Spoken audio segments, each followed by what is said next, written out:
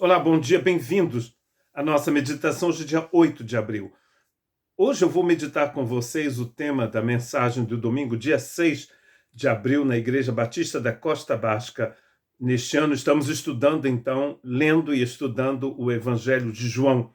E eu gostaria de ler com vocês um texto que é considerado, às vezes, como um texto difícil, que se encontra em João capítulo 6, a partir do verso 53. Disse-lhe Jesus: em verdade vos digo que se não comerdes da carne do Filho do Homem e não beberdes o seu sangue, não tereis vida em vós mesmos. Quem come a minha carne e bebe o meu sangue tem a vida eterna, e eu o ressuscitarei no último dia. Porque a minha carne é verdadeiramente comida e o meu sangue é verdadeiramente bebida. Quem come a minha carne e bebe o meu sangue permanece em mim e eu nele. Assim como o Pai que vive me enviou e eu vivo pelo Pai, assim também quem de mim se alimenta viverá por mim. Este é o pão que desceu do céu. Não é como os vossos pais que comeram maná e morreram. Quem comer este pão viverá para sempre. Este texto de João se encontra num grande discurso que Jesus fez, onde João começa mostrando que Jesus mostra pela primeira vez que Jesus vai dizer eu sou, vai usar esta expressão eu sou. E aqui ele diz eu sou o pão da vida. E ele vai dizer também que este é o pão que desceu do céu. O tema desta meditação é coma, beba e aprenda Jesus. Coma, beba e aprenda Jesus. No final desta mensagem, muitos daquelas pessoas que estavam ali, que atravessaram o lago depois da multiplicação dos pães e que foram atrás de Jesus, porque Jesus dava pão e peixe de graça, né, para comer, quem não quer, né? Se Jesus nos convidar para almoçar todo dia sem ter que ir no Carrefour, aqui do lado da minha casa tem um Carrefour, sem precisar ir no Carrefour ou em outro supermercado qualquer, por que não, né? Todo mundo vai querer seguir a Jesus. Mas Jesus neste texto vai dizer: vocês devem vir a mim porque eu tenho uma comida melhor para dar para vocês. Porque a comida que vocês comem aí, como o maná que comeram os vossos pais no deserto e morreram, essa comida é passageira. Eu tenho uma comida melhor para dar para vocês. E, surpresa, a comida que Jesus tinha para dar e que tem para dar é Ele mesmo. Comer e beber seu corpo que foi torturado na cruz, o sangue que foi derramado pelo pecado do povo, pelo pecado de todos nós. O que significa isso? Significa uma comunhão, como diz Paulo, com o sacrifício de Cristo Jesus. Uma comunhão com ele. Jesus não estava falando de canibalismo, né? Possivelmente alguns judeus pensaram que Jesus estava falando de canibalismo. Foi por isso, talvez, que eles disseram: este discurso é muito difícil, é muito duro. Eles não entenderam que Jesus estava falando de comer dele, de seu sacrifício, daquilo que ele veio nos oferecer, de sua própria vida. Em 2 Pedro, capítulo 1:4, o Pedro, possivelmente o mesmo, que estava ali naquele dia quando Jesus deu aquele grande sermão, né, difícil e importante, Pedro diz o seguinte, na sua segunda epístola, capítulo 1, verso 4, estas são as grandes e preciosas promessas que ele nos deu, para que por elas vocês se tornem participantes da natureza divina, livrando-se da corrupção das paixões, que há no mundo. Corrupção é podridão. O mundo está cheio de podridão. E Pedro está dizendo que a única forma de nos livrarmos desta podridão é sermos participantes da natureza divina. Isso quer dizer que o discípulo de Cristo Jesus é alguém que nasceu do alto, como a gente viu em muitas das nossas meditações desde o ano passado. Essa pessoa que nasceu do alto, ela recebeu a vida de Deus, o Espírito Santo de Deus. Isso se chama novo nascimento, nascimento do alto. Participar da natureza divina. Aquele que come, está dizendo Jesus no discurso do capítulo 6 de João, aquele que come de mim viverá por mim. Você come de Cristo, você vive por Cristo. Não mais vivo eu, diz Paulo, escrevendo aos Filipenses. É Cristo quem vive em mim. E isto é válido para todos os discípulos de Cristo Jesus, e as discípulas também, para todo o povo de Deus. Não se pode ser povo de Deus sem ter a vida de Deus em você. Quem comer este pão viverá para sempre, de Jesus. Claro que Jesus não está falando de um pão mágico que ele criou lá, né? Tem gente que acha que coisas que vêm da Galileia, do Rio, água do Rio Jordão, é melhor do que a água dos Pirineus. É ruim, diria o carioca. Jesus não está falando de pão feito de trigo ou pão feito de milho, né? Aqui também tem pão feito de milho, aqui no País Basco, mistura de milho e com trigo, pão feito com farinha de mandioca. Não, este pão aqui é ele mesmo. 6 vezes no capítulo 6 de João, ele está dizendo que ele veio do alto. Ele veio do alto e ele é o pão que veio do alto, o pão que vem de Deus. Nascer do alto é nascer de Deus. Pão do alto é pão de Deus. Quem comer deste pão viverá para sempre. Então Jesus nos oferece um pão celestial que serve para a vida eterna. Mas nós precisamos comê-lo. O que adianta você saber tudo sobre o pão se você não o comer? A fé em Jesus não é como saborear ou admirar apenas algo, mas é como comer verdadeiramente. Jesus está dizendo que nós precisamos tê-lo dentro de nós, dentro do nosso coração, na nossa vida. Ver um pedaço de pão num prato não saciará a sua fome. Não estamos falando só de pão. Quando a Bíblia fala de pão, ela também está falando de comida, não é? Conhecer os ingredientes de um pão não sacia a fome de ninguém. Não sei se você já veio aqui na França. A França é um país onde tem muito pão, né? As pessoas comem muito pão porque o pão faz parte da comida, né? Você come com pão.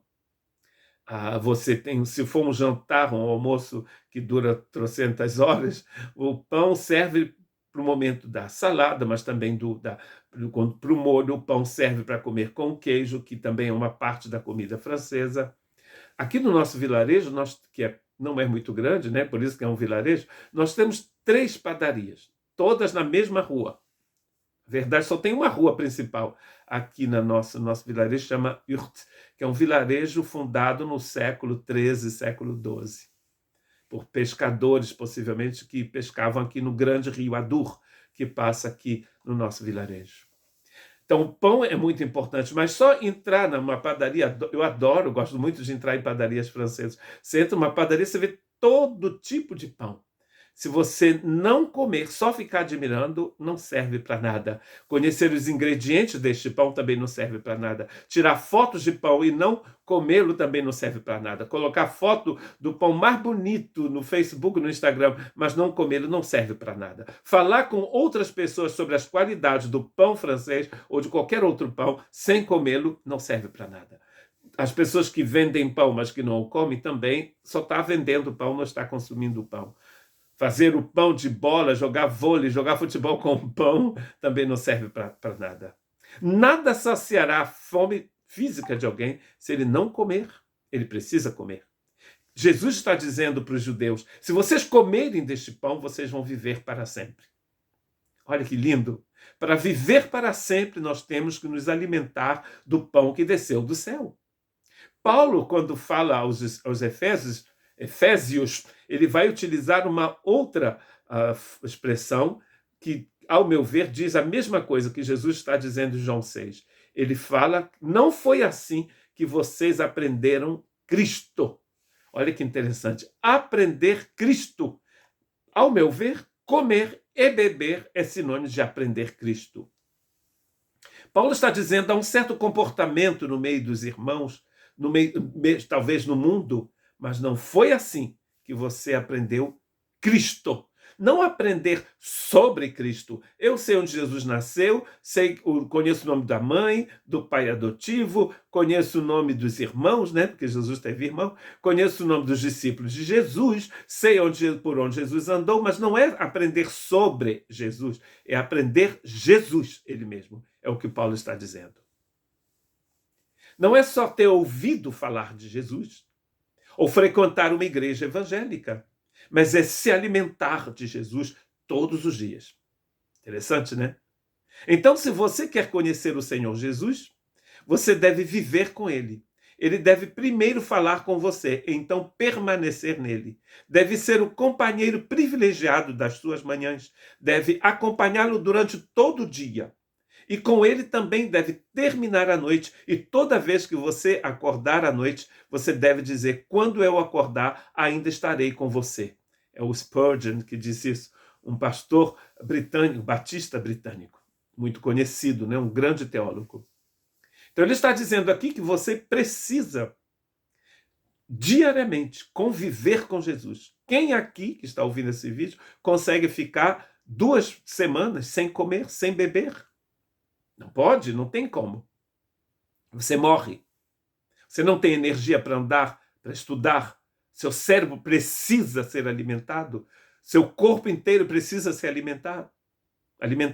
Agora, por que você passa a vida toda sem alimentar o seu espírito? Às vezes as pessoas alimentam o espírito com coisas ruins, com veneno, como tem muita comida envenenada. Tem até gente que bebe cola, né? Toneladas de açúcar. Comida que foi fabricada, Deus somente sabe por onde, por quem.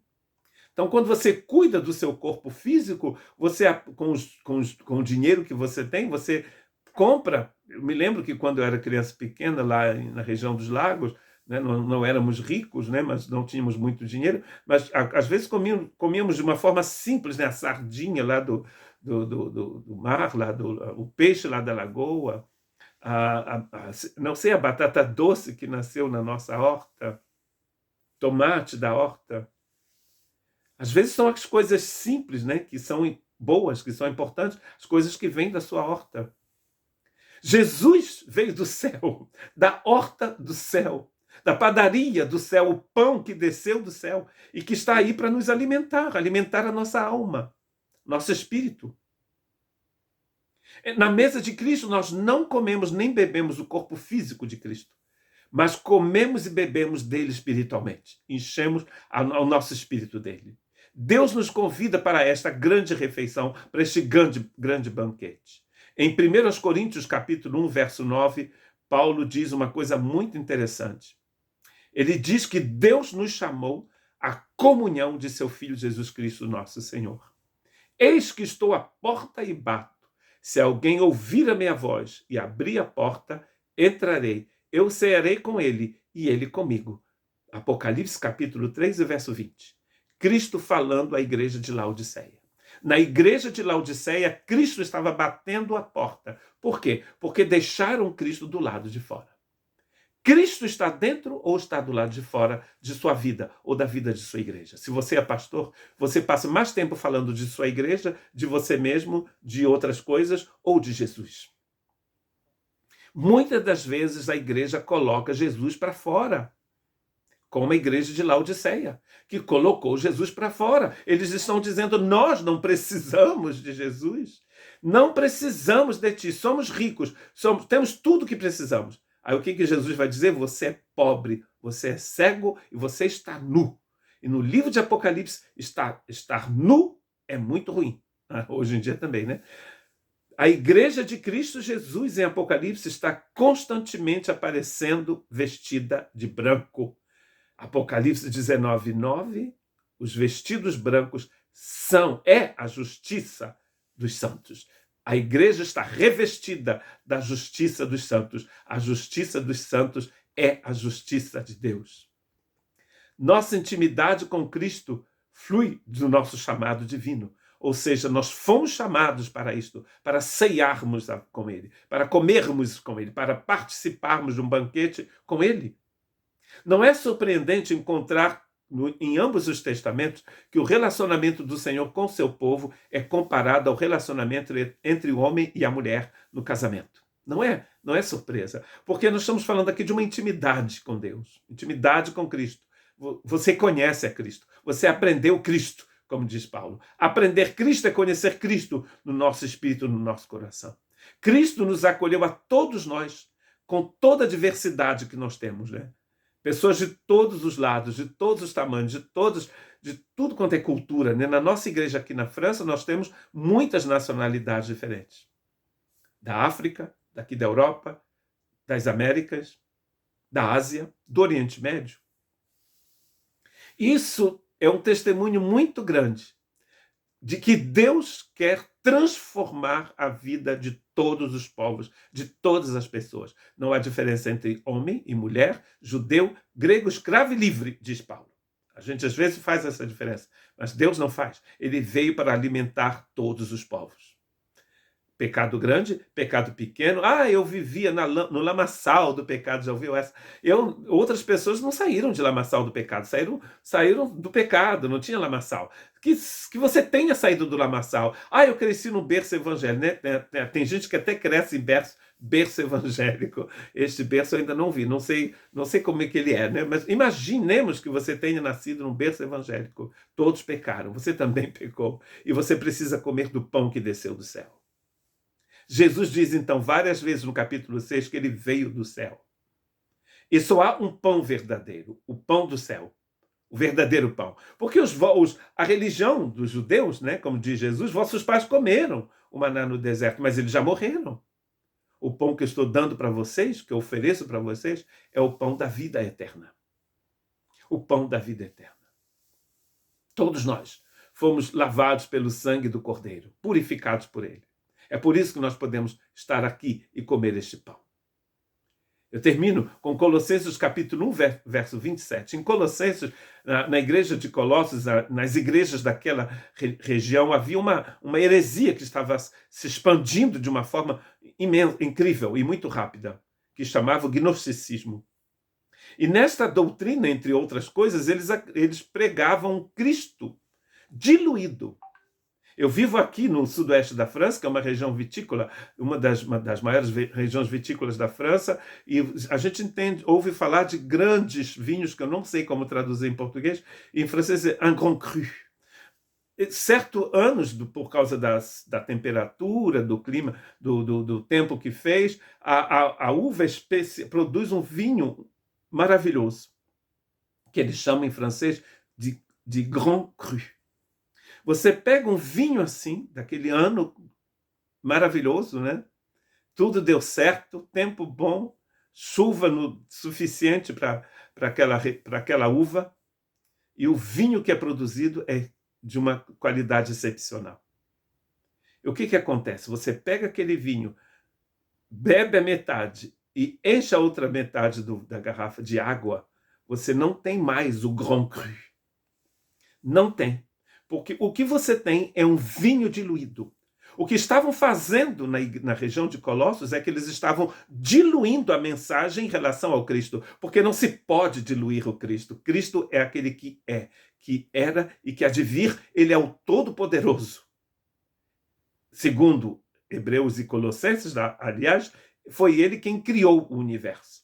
Não se pode diluir o Cristo. O que se faz hoje em dia é que se dilui não a pessoa, mas a mensagem apresentada está sendo diluída.